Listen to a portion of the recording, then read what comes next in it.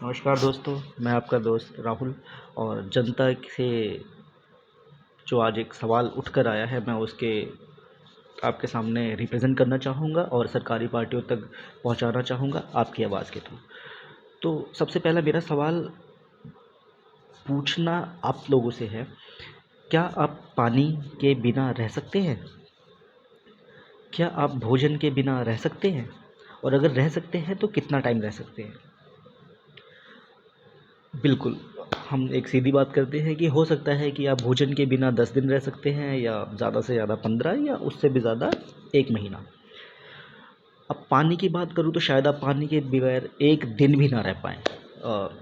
ये बिल्कुल सच्चाई है।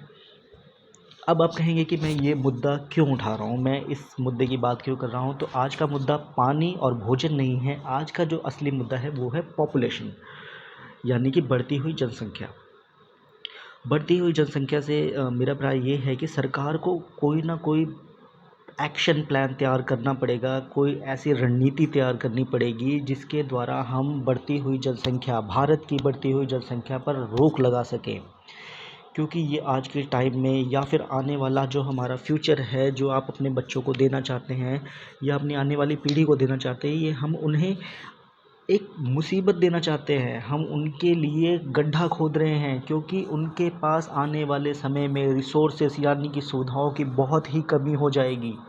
उदाहरण के तौर पर अगर मैं आपसे बात करूं कि अगर आज के साल में 10 लोग 2 किलो अनाज को खाने के लिए हैं, तो हो सकता है बढ़ती जनसंख्या के हिसाब से अगले साल ये 10 की जगह 20 लोग हों, लेकिन हमारे पास उस अनाज की जो अमाउंट है वो लिमिटेड है, यानी कि वो 2 किलो ही है, क्योंकि उसे उगाने के लिए जो ज़मीन चाहिए वो लिमिटेड है। हो सकता है वो लिमिटेड ना रहे, वो और कम हो जाए, क्योंकि वो जो 10 लोगों की जनसंख्या बड़ी है उसे रहने के लिए जगह की भी आवश्यकता है। और वो कौन सी जगह को एक्वायर करेंगे? वो हमारी खेती लायक जगह को एक्वायर करेंगे।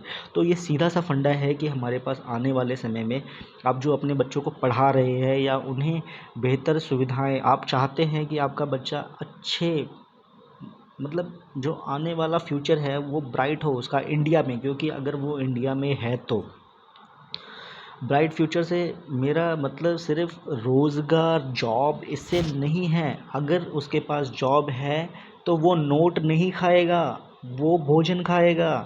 वो नोट नहीं पिएगा, वो पानी पिएगा। तो अगर हमारे पास इन्हीं सुविधाओं की कमी होगी तो हम इसकी आपूर्ति कैसे करेंगे? हमें इसलिए बहुत सोचना ज़रूरी है आज के टाइम पे। ये कोई धार्मिक मसला नहीं है, ये किसी धर्म से जुड़ा हुआ मसला नहीं है, ये हम सब इंडियंस को सोचना पड़ेगा कि पॉपुलेशन को हम कैसे कंट्रोल करें। सरकार को नीति लानी पड़ेगी, सरकार को ऐसे प्रोग्राम डेवलप करने पड़ेंगे जहाँ पे वो लोगों को समझा सकें, हमारे इस सवाल को आगे ले जा सकें। और सिर्फ समझाना ही नहीं, अगर ज़रूरत पड़ी तो इसके ऊपर उन्हें प्रावधान भी लाना पड़ेगा संसद में, और एक्ट पास करना पड़ेगा कि लोगों के ऊपर हो सकता है पाबंदियाँ भी लगानी पड़ेगी। इससे ज़्यादा अगर आपके बच्चे होते हैं तो उनकी जो मूलभूत सुविधाएं हैं उनमें कमी की जाएगी, सरकारी सुविधाओं में कमी की जाएगी।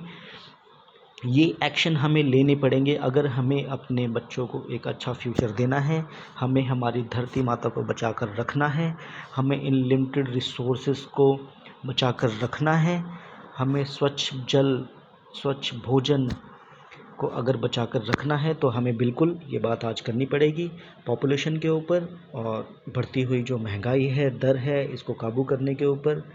ये क्योंकि बिल्कुल एक दूसरे के साथ इंटरलिंक हैं, तो ये बहुत बड़ी समस्या है। सरकारों से मेरा यही निवेदन है कि जो भी सरकारी सेंटर में हैं वो इसके ऊपर फोकस करें। मेरे इस सवाल को, जो जनता के द्वारा पूछा गया सवाल है, इसके ऊपर फोकस करें और जल्द से जल्द इसके ऊपर कोई नीति और कोई एक्शन प्लान को बनाया जाए, ताकि वो जनता के लिए, उनके आने वाले बेहतर कल के लिए अच्छा साबित हो सके। नमस्कार।